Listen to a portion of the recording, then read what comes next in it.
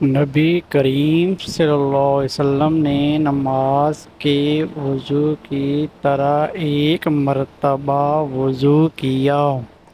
البتہ پاؤں نہیں دھوئے، پھر اپنی شرم گاہ کو دھویا اور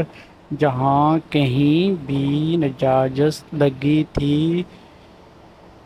گئی تھی اس کو دھویا، پھر اپنے اوپر پانی بہا لیا، پھر پہلی جگہ سے ہٹ کر اپنے دونوں پاؤں کو دھویا۔ آپ صلی اللہ علیہ وسلم کا غسل جنابت اسی طرح ہوا کرتا تھا۔